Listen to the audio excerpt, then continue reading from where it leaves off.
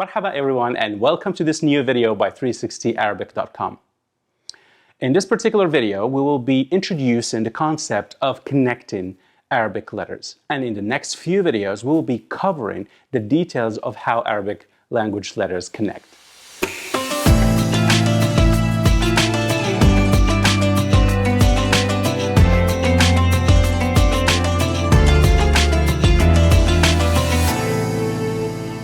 These videos are meant to be companion videos to our ebook, The Letters and Sounds of Arabic, which you can download for free from 360arabic.com or using the link in the description below. Connecting Arabic letters is a very important topic. In this video, you will be introduced to two very different ways of capturing this important element of the Arabic language, and it's up to you really to decide what fits your learning style. Again, you can download The Letters and Sounds of Arabic ebook from the website. Now, connecting letters, let's read this. Arabic letters connect to one another. This should not be a foreign concept to you if you can read this. You are used to cursive writing in English. If you were not expected to learn initial, middle, final positions when learning the English alphabet, there is no reason why you should do that while learning Arabic. This is an idea you are already familiar with. When you learned the English alphabet, you learned how to write cursively, but you were not necessarily introduced to initial, middle, and final forms of each letter. You just eased into it because you grasped the logic behind it. And this is what we're trying to do here.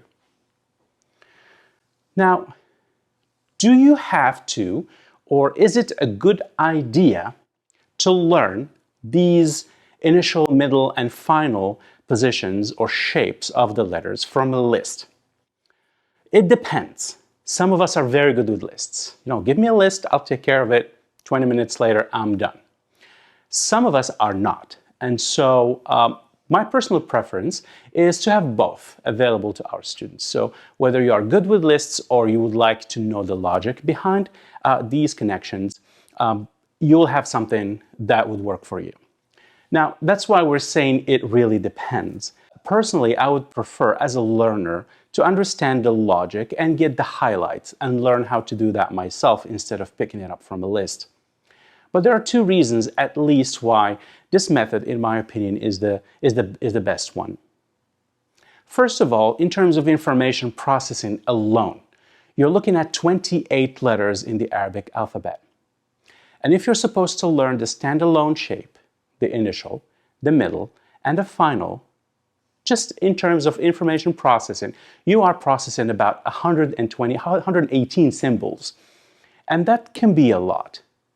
The second reason why personally as a learner I would not really count on learning the lists that much is because sometimes they did not predict exactly how the letters will be written, because in addition to their position in the word, the letters are written according to their environment, to the letter behind them, for example.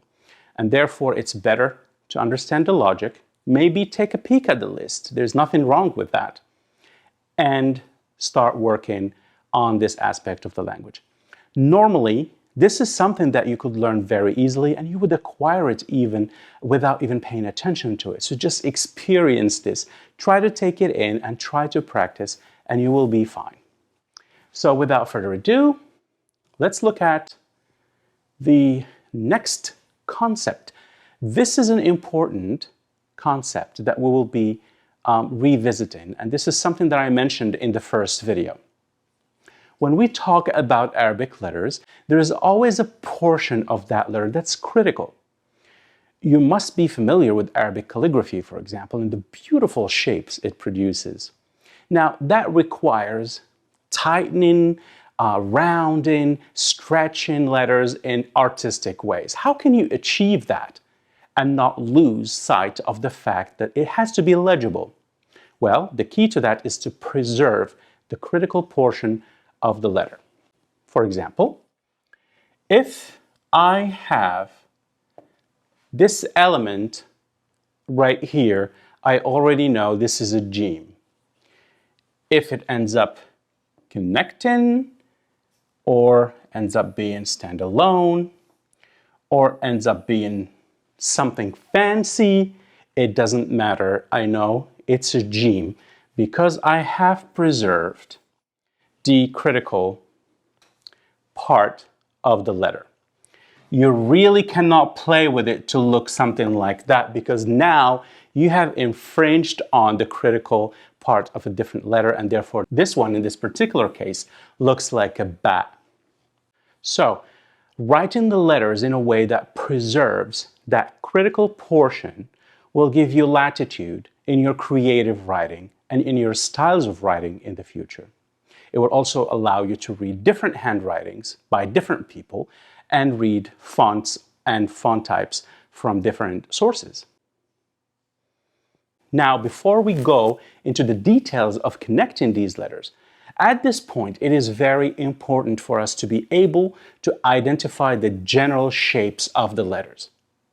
So please, if you have a hard time identifying the letters or the sounds they produce, I suggest that you stop this video and go back to the previous videos and take your time and identify the general letters of Arabic using their sounds.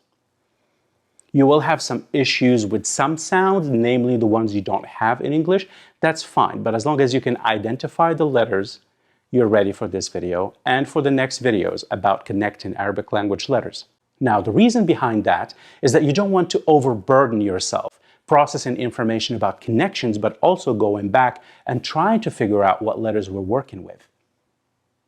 With that said, here is a snapshot of the Arabic alphabet. You will notice that we're using different colors here to represent three categories. This is one category. This is one category. And this is one category. We'll call this one, category 2, and category 3. The letters in each category behave in similar ways. Therefore, if you know how the letter ba connects in its environment, you will know how to connect all the letters in this set.